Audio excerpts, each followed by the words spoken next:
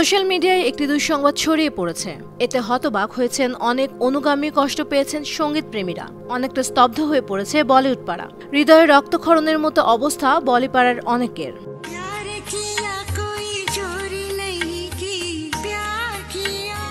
দুঃসংবাদটি হল বলিউডের কিংবদন্তি প্লেব্যাক সিঙ্গার অলকা ইয়াগনিক বিরল এক রোগে আক্রান্ত। স্নায়ুর সমস্যায় তিনি ভুগছেন। এ কারণে হ্রাস পেয়েছে তার শ্রবণ ক্ষমতা। দ্রুত সেরে ওঠার জন্য সবাইকে প্রার্থনা করার অনুরোধ করেছেন তিনি। नमस्कार, मैं हूं अलका याग्निक और मैं आ रही हूं जैमिंग सीजन 3 में। সামাজিক যোগাযোগ মাধ্যম ইনস্টাগ্রামের এক পোস্টে নিজের অসুস্থতার কথা জানিয়ে অলকা ইয়াগনিক লিখেছেন, আমার সমস্ত ভক্ত, বন্ধু, অনুরাগী এবং শুভাকাঙ্ক্ষীদের জন্য কিছুদিন আগে আমি একটি ফ্লাইট থেকে নামছিলাম। হঠাৎ অনুভব করলাম কিছুই শুনতে পাচ্ছি না। এরপর কয়েক সপ্তাহ পার হয়ে গেছে। তাই সবাইকে জানাতে চাই কেন মিডিয়া থেকে দূরে আছি আমি। এর কারণ হচ্ছে আমি বিরল এক রোগের সঙ্গে যুদ্ধ করছি।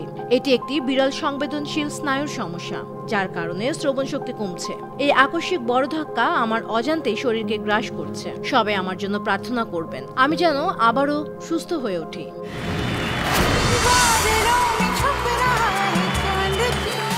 অলকা ইয়াগনিকের এই পোস্টে হতবাক তার অনুগামীরা। জনপ্রিয় সঙ্গীত শিল্পী সোনু নিগম লিখেছেন, আমার মনে হয়েছিল সব ঠিক নেই, ফিরেই তোমার সঙ্গে দেখা করব, দ্রুত সেরে ওঠো। জনপ্রিয় প্লেব্যাক সিঙ্গার কুমার শানু লিখেছেন, খুব শীঘ্রই সেরে ওঠো রানী, আমরা সবাই প্রার্থনা করছি। উদিত নারায়ণ লিখেছেন, দ্রুত আরোগ্য কামনা করছি, সবসময় ভালোবাসি। पहले वाला गाना अब नए अंदाज में। 1972 সালে মাত্র 6 বছর বয়সে তিনি আকাশবাণী কলকাতাতে গানের যাত্রা শুরু করেন। 1980 সালে মুক্তি পাওয়া পায়েল কি ঝঙ্কার হিন্দি চলচ্চিত্রে প্রথম প্লেব্যাক করেন।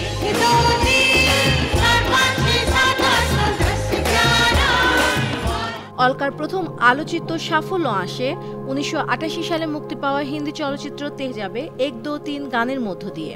এই গানের জন্য তিনি তার প্রথম শ্রেষ্ঠ নারী নেপথ্য কণ্ঠশিল্পী বিভাগে ফিল্মফেয়ার পুরস্কার অর্জন করেন।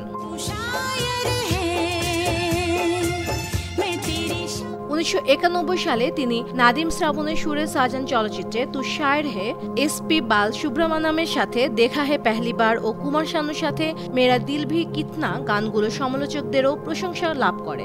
তারপর আর পেছনে ফিরে তাকাতে হয়নি, তার সব গানই সুপার ডুপার সাফল্য এনে দেয়।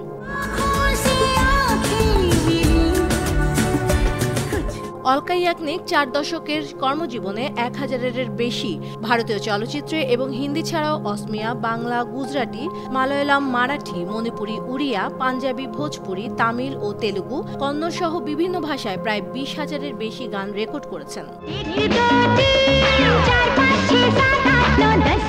তার গাওয়া 20টি গান বিবিসির সর্বকালের শীর্ষ 10 বলিউড সাউন্ড ট্র্যাক তালিকায় অন্তর্ভুক্ত হয়েছে।